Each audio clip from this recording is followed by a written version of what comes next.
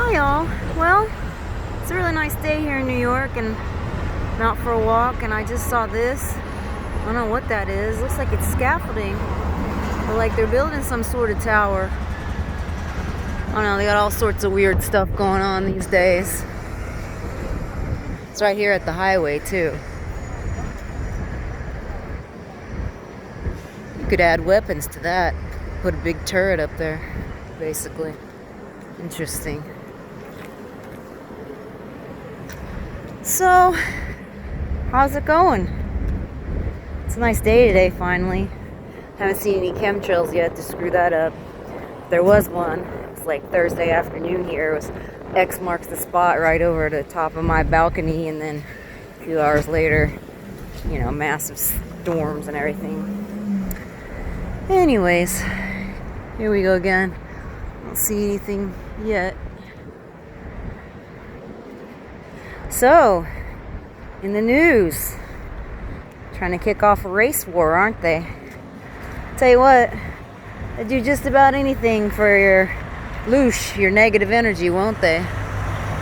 Say anything, do anything, any amount of lies and bullshit, paying people to be agent provocateur. I mean, it's kind of shady. Interesting thing is how many people, actually a lot of people are starting to wake up. I've been noticing online, even when someone posts something saying, you know, like kind of the official story, so many people posting underneath there, like they know what's going on. And I kind of think that's why President Trump the other day said that he was going to go after these corporations for limiting free speech, but that's not really what he's doing. Like, I looked up the law that he was referencing, and so this law was passed in 1996 that basically says that your website, you know, can't be sued if someone, you know, posts something or says something on there that is, you know, not liked or whatever. So that law has been being chipped away at for quite a while, and of course, what did they do? They used the children as the excuse. So apparently Backpage.com had a bunch of child prostitution ads being placed on it, and so they went after these companies saying, you know, that their freedom of speech shouldn't, you know, they shouldn't be allowed to post that. But, you know, we went after this law and they went after your freedom of speech when they didn't have to do that, because child prostitution is illegal in the first place. And it has nothing to do with freedom of speech. Okay? You can't, like, pimp a child and then say, oh, you know, I get away with it because of freedom of speech. No. The people who are posting those ads, and if you see the ad on your site, then it's your job to report this, right? But as usual, everything in this world is just like a massive crock of bullshit. Like all these, look at all of the slaves just walking everywhere with their masks on. It's actually kind of warm out here. They're all gonna like overheat. But thank God they're not gonna catch the CV, are they?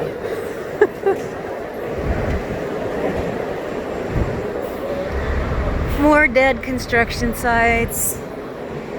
Supposedly we're supposed to be allowed to go to work again on June 15th.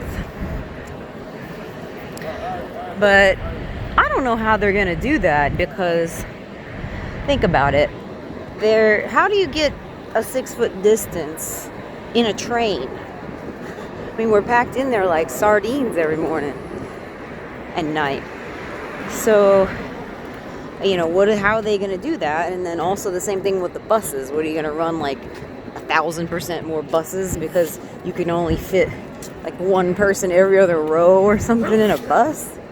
That, you know, and there's millions of people commuting in from New Jersey.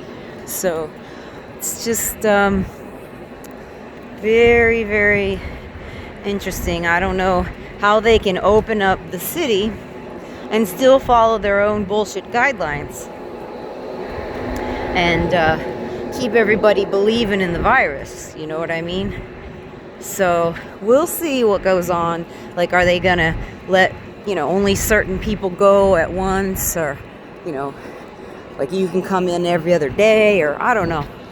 I don't know what they're gonna do, but I sincerely doubt it's going to be, oh, you guys can just go right back to work. They're already talking about some new infrastructure projects and changing everybody into now working in an office again like we used to have, which was actually pretty nice. This whole cubicle thing was invented and sold to owners because then they could watch their employees and make sure that they're looking over their shoulder. When actually it really, really limits your ability to concentrate. I've noticed since working in these open cubicles instead of having my own office, I get so distracted.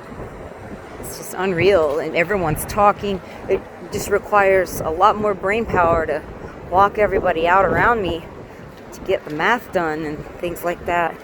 So, but here we go again, spending millions and billions of dollars, which, dollars don't really exist anyways. It's all a construct. Currency is simply the representation of the work you did. What is this, like, undercover cop? Running lights.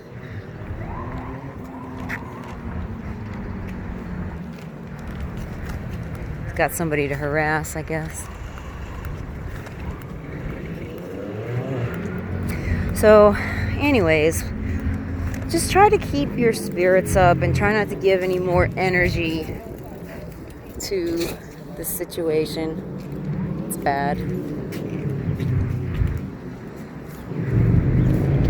I want everybody hating everyone, because I think, honestly, that there were so many people waking up to what was going on in the fakery with CV that they had to do something else, right? So if people were getting together against the government and starting to realize that the government's lying, well, what's the next best thing to do is to kick off another crisis, right?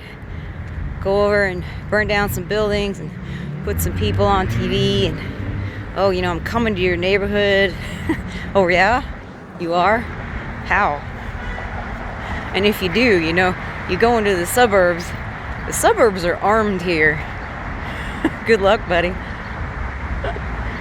It's only in the cities where these demonic strongholds are that, wow, look at that place over there. It's like a pyramidal. I never noticed that. Pyramidal shaped structure. There's all sorts of stuff going on here if you're paying attention. Most times I'm not, I guess.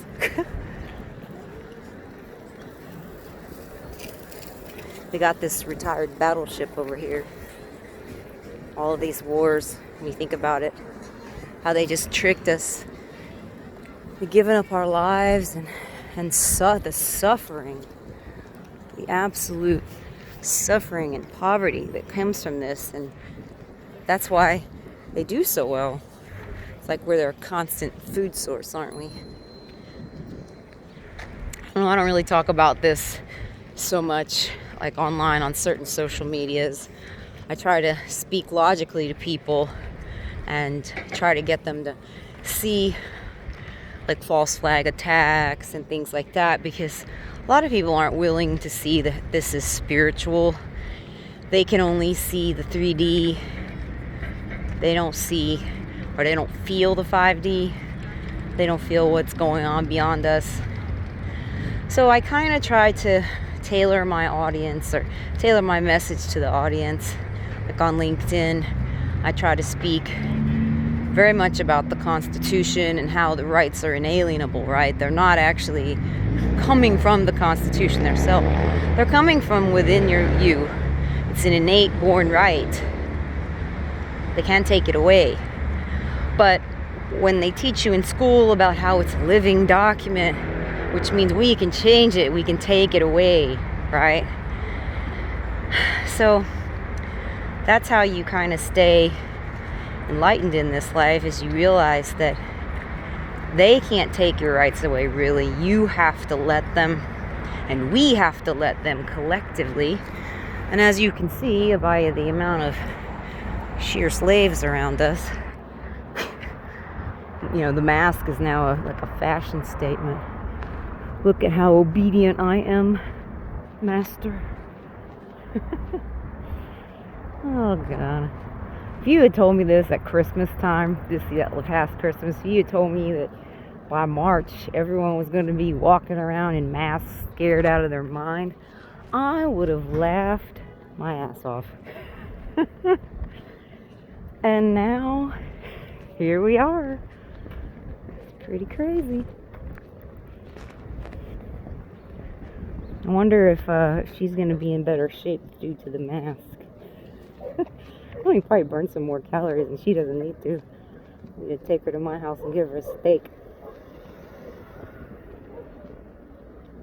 Well, there's another one over there. Look at that pretty building. See it? How'd you like to work on that? Well, I've been working today, kind of tired, since King Cuomo decided that laundry was not essential. I've been having to do my laundry in the bathtub and hang it up. Tell you what, it's gotta hand it to our grandmas, man. That was tough, especially after you break your neck. It's like I'm too weak for that kind of stuff, but I managed to do it, so that's good. I gotta figure out how to get out of here. I need to call some movers and get a what do you call it, quote on how much it's going to cost to get out of here. I'll tell you, the only reason I'm sad to leave is that people I work with are really nice, good people.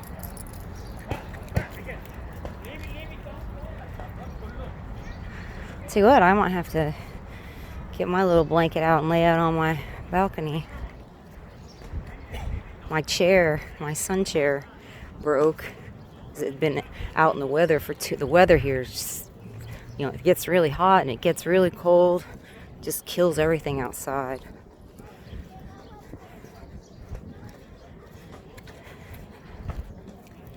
So what else is going on?